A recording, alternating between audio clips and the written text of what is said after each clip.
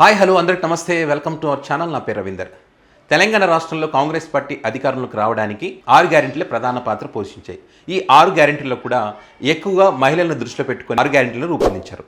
అందులో ప్రధానంగా free bus కానివ్వండి, గృహలక్ష్మి కానివ్వండి, అదేవిధంగా మహాలక్ష్మి పథకం కానివ్వండి, ఇవన్నీ కూడా మహిళల కోసమే ఆ పథకాలు అమలు చేసేటువంటి కార్యక్రమం చేస్తామని చెప్పి వాళ్ళు ఎన్నికలకు ముందు ప్రచారం చేసుకున్నారు.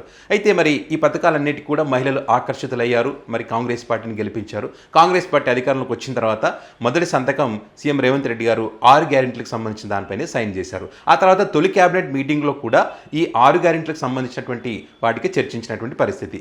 ఇది ఒక్కొక్కటి అమలు చేస్తూ వస్తున్నారు. మొదటిగా అయితే ఫ్రీ బస్ అమలు చేశారు. ఆ తర్వాత జీరో కరెంటుకి సంబంధించి, తర్వాత సిలిండర్లకు సంబంధించి ఇలా ఒకటి తర్వాత ఒకటి అమలు చేస్తూ వస్తున్నారు. ఇప్పుడు తాజాగా మహాలక్ష్మి పథకం అంటే మహిళలకు 2500 ఏదైతే ఇస్తామని చెప్పారో దానికి సంబంధించి మరి అమలు చేస్తున్నట్టు రేవంత్ సర్కార్ ఒక నిర్ణయం అయితే తీసుకుంది.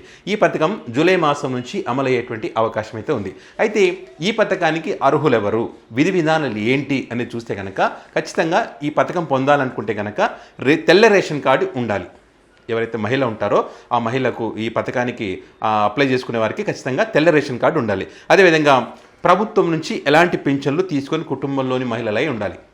అంటే ఎవరికైనా ప్రభుత్వం నుంచి పింఛన్లు వస్తున్నటువంటి కుటుంబం ఏదైతే ఉందో ఆ పింఛన్ తీసుకుంటే కనుక ఆ కుటుంబంలో ఉండేటువంటి మహిళలు అప్లై చేసుకున్నా కూడా ఈ పథకం రాదనమాట.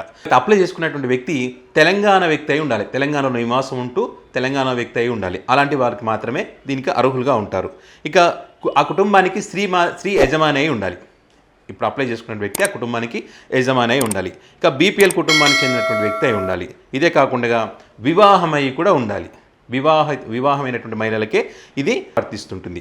ఒక కుటుంబం నుంచి ఒకరికి మాత్రమే ఈ పథకం ఉంటుంది. ఇక సంవత్సరానికి 2 లక్షల కంటే ఎక్కువ ఆదాయం ఎక్కువ ఉంటే కనుక పథకం రాదు.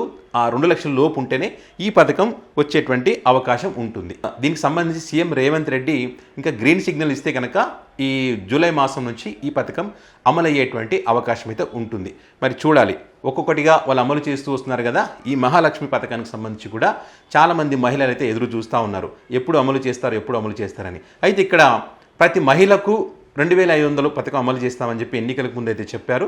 కానీ ఇక్కడ కొన్ని విధి విధానాలు రూపొందించిన క్రమంలో చాలామంది మహిళలకు ఈ పథకం అందకుండా ఉండేటువంటి అవకాశం అయితే ఉంది. సో చూద్దాం, మరి ఇప్పుడు ఉన్నటువంటి ఈ విధి విధానాలే ఉంటాయా, ఇంకేమైనా మార్పులు చేర్పులు చేసేటువంటి అవకాశం ఉంటుందా అనేది మాత్రం జూలై మాసంలో అయితే తెలుస్తుంది. మొత్తానికైతే వాళ్ళు ఇచ్చినటువంటి 6 గ్యారెంటీలో ఒకటి తర్వాత ఒకటి అమలు చేస్తూ ముందుకు వెళ్తున్నటువంటి పరిస్థితి ఉంది. జూలై నెలలో ఈ పథకం అమలు చేస్తారా లేకుంటే ఏమన్నా దాన్ని పొడిగిస్తారా అనేది చూడాలి. ఎందుకంటే రైతు రుణమాఫీకి సంబంధించినటువంటి దాని మీద కసరత్తు చేస్తున్నారు. ఒకే దఫలో రుణమాఫీ చేయాలని చెప్పి ఒక నిర్ణయం తీసుకున్నటువంటి క్రమంలో మరి ఇది పోస్ట్ పోన్ చేస్తారా లేదా జూలై మాసంలోనే మరి దీన్ని కూడా మొదలు పెడతారనేది చూద్దాం.